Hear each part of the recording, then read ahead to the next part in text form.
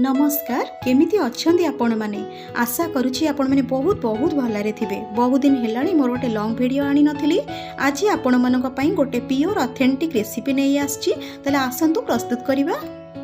आपण मानक जदि मो रेसिपी गुडी को भल लागुछि तो प्लीज मो चैनल को सब्सक्राइब करि दियंतो आ लाइक मध्ये गोटे करनेबे।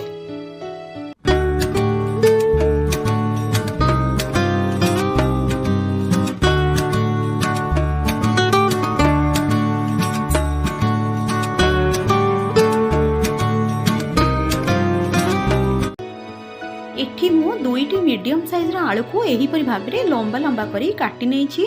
आलूर चोपा रखी तरकारी कले बहुत टेस्ट आसी थाए। आपण मध्य एमती भाव में चोपा रखी थरे करंतु।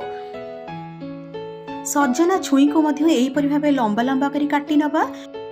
छुई को काटिला बेले आपण सेथिरु चोपा गुडी को बाहर कर नेबे। मु एहीपरि भाव में आपण को देखंतु छुई रु मु किपरि चोपा गुडी को बाहर कर नउची। जेउ मानकर शरीर असुस्थता पई बेसी ऑयली किंबा मसला खाई पर नथिबे एमिति बनै कि तांको निश्चिंत दियंतु। आ ये तरकारीटी बहुत टेस्टी मध्य लागि थाए। एबे आलू आ छुई को भल कि धोई नबा, किंतु आपण निश्चिंत भाबे तरकारी कला बेले एमिति लंबा लंबा ही परिबा को काटिबे। वर्तमान गैस रे अल्प पानी गरम करिबा। पानी गरम होई गेले सेथिरे आलू छुई को पके लूण हळदी पके सिझाई नबा। छुई आ आलू 80% सिझी गला परे बाईगण पकेबे, काहेकि ना बाईगणटा गोटे नरम परिबा जल्दी सिझी जाई थाए। बाईगण को मध्य एही परि भाव रे काटी रखिछि। टिके बड़ बड़ साइज रो काटिबे, नहले तरकारी बाईगण पूरा फिटी जिवो। बाईगण पकेई ताकू संगे संगे कवर कर नेबे, नचेत बाईगण कइथा होई जिवो बा सिझी न थाए। परिबा सिझिबा भितरे चलंतु मसला प्रस्तुत करनबा। परिबा क्वांटिटी अनुसार मु एठी मसला नेछि। देखंतु केते छोटो साइज रो अदा बहुत छोटो साइज रो नेबे। बेसी अदा एथरे भल लागेनी। आ रसुण देखंतु जस्ट मु 7-8 कोला रसुण एठी नेछि। आ छोटो साइज रो गोटे पियाज एठी मु नेछि। पियाज जते कम पकेबे सेते भल लागिवो। आ किंतु टमाटो गोटे बड़ साइज रो नेबे, किंतु तरकारी टे खट्टालिया लागिले तरकारी टे भल लागे। एबे ताको मु पेस्ट करनेबी, फाइन पेस्ट करिवे। जेहेतु कम मसला सेथरे टिके पानी देकी बाटिबे। एबे गोटे करेई रे किछि सोरिष तेल नबा। सोरिष तेल एठी मु 2-3 टेबल स्पून नेछि। तेल गरम हे सारला परे गोटे छोटो साइज रो तेजपत्र एवं किछि पंच फुटण पकेइबा। फुटण फुटी गला परे पियाज को छोट छोट काटिकी पकेइ नेबे। ए तरकारी टिको सोरिष तेल रे कले ता टेस्ट बहुत बढ़िया आसी थाए। एबे देखंतु पियाज हे गलानी। एबे सेथिरे टमाटो को छोट छोट काटिकी पकेइ नबा। टमाटो को टिके नरम हैला जाई फ्राई करिबा। एबे सेथिरे किछि रेड चिली पाउडर किछि हल्दी पाउडर को पके की फ्राई करिबा। गोटे 2 मिनिट फ्राई कला परे बटा मसला को पके नबा। मसला देखंतु मु एठी किछि पानी देई बाटिछि एवं भल्लो करी पेस्ट करी नेछि। आपण एथिरे कोनोसी गुंड मसला भी यूज करिवेनी।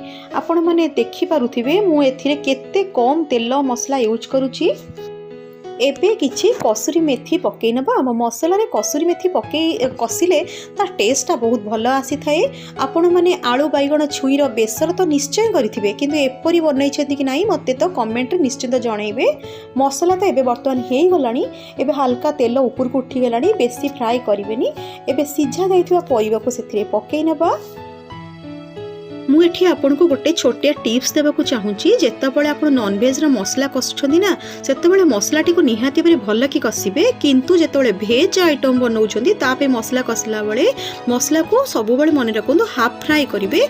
तार टेस्टटा बहुत भल लागि थाए। आमे परिबा सिझिला टाइम रे तो लूण पके देछे।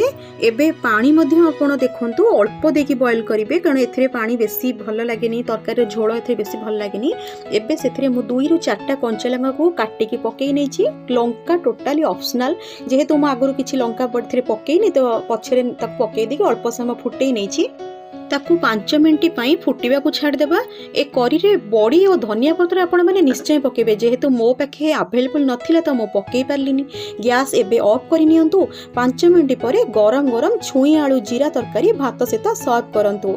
ताहले आजि पई रहिली।